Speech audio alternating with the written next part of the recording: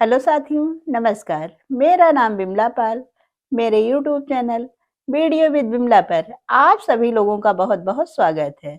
दोस्तों, और बताइए आप लोग कैसे हैं? उम्मीद करती हूँ कि आप लोग ठीक होंगे, स्वस्थ होंगे। दोस्तों, मेरा आप लोगों से अनुरोध है कि अगर आप लोगों ने अभी तक मेरे चैनल को सब्सक्राइब नहीं किया है तो प्लीज़ चैनल को सब्सक्राइब कर दें, लाइक और कमेंट अवश्य करें।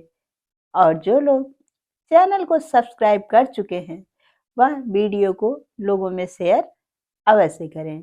दोस्तों, आज हम फिर आए हुए हैं अपने चैनल पर एक नई कहानी के साथ में। कहानी कैसी लगी कमेंट के माध्यम से अवश्य बताइएगा। है क्या, किसी गांव में रमेश नाम का एक लड़का रहता था। वह हनुमान जी का बहुत बड़ा भक्त था और वह हनुमान जी की बगैर पूजा अर्चना किए भोजन नहीं ग्रहण करता था। पर उसके कोई संतान नहीं थी, जिसके कारण वह हनुमान जी की जब भी पूजा करता तो हनुमान जी से यही प्रार्थना करता कि उसके घर में एक संतान की प्राप्ति अवश्य हो जाए। रमेश कुछ समय के लिए पूजा अर्चना करने के लिए जंगल में चला गया और वहीं जाकर रह करके हनुमान जी की पूजा करता था। उसकी पत्नी अकेले घर में रहती थी। वह जब रमेश जंगल को चला गया तब उसकी पत्नी घर में ही रह करके हनुमान जी की पूजा करती थी और हनुमान जी का व्रत रखती थी। एक मंगलवार को वह व्रत थी, उसने पूजा किया और पूजा करके बैठी थी। वह थकी हुई थी, जिसके कारण वह सो गई और हनुमान जी को भोग नहीं लगा सकी। जब उसकी आंख खुली तो उसको याद आया कि उसने हनुमान जी को भोग नहीं लगाया। उसने सोचा कि अब अगली बार जब मंगलवार आएगा तो मैं फिर से व्रत रखूंगी और तभी हनुमान जी को भोग लगा दूंगी। यह सोच करके वह इंतजार करती रही और जब अगला मंगलवार आया तब उसने फिर व्रत रखा और व्रत रखने के पश्चात वह भूख और प्यास के कारण बहुत कमजोर लग रही थी। उसको चक्कर आ गया और वह सो गई थोड़ी देर के लिए। जब उसकी आंख खुली तो उसको याद आया कि उसने फिर हनुमान जी को भोग नहीं लगाया। तब उसने सोचा कि पहली बार भी जब मैंने पूजा किया था तब भी हनुमान जी को भोग नहीं लगा था और इस बार मैंने निश्चय किया था कि कुछ भी हो मैं हनुमान जी को भोग अवश्य लगाऊंगी। लेकिन फिर भी चक्कर आने के कारण वह भोग नहीं लगा सकी। तभी उसे सपने में हनुमान जी आए और कहने लगे कि उठो बेटा, मैं तुम्हारी पूजा अर्चना से बहुत खुश हो गया हूँ। उठो, प्रसाद ग्रहण करो और मैंने तुम्हारे मन की इच्छा पूरी कर दी। तुम्हें एक बहुत ही सुंदर पुत्र की प्राप्ति होगी। वह उसकी आंख खुलती है और वह सपने के बारे में सोचती है। जल्दी से उसने प्रसाद बनाया और हनुमान जी को भोग लगाया। कुछ समय के बाद उसको एक बहुत ही सुंदर पुत्र की प्राप्ति हुई। वह पुत्र धीरे धीरे बड़ा होने लगा। कुछ समय के बाद रमेश भी वन से घर में रहने के लिए आ गया। जब वह घर में रहने के लिए आया तब उसने देखा कि उसके घर में एक नन्हा सा बालक खेल रहा है। उसको देख करके रमेश ने अपनी पत्नी से पूछा कि यह बालक किसका है।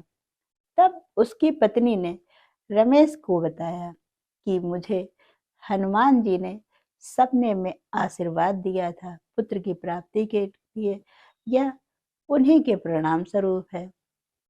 पर रमेश को इस बात का विश्वास नहीं हुआ। उसको हमेशा शक लगा रहता था कि उसकी पत्नी उससे झूठ बोली है। एक दिन रमेश जब पानी नहाने के लिए कुएं पर गया तो वह बालक भी रमेश के साथ गया। वहां गया तब रमेश, क्योंकि रमेश उस बालक से चिढ़ने भी लगा था।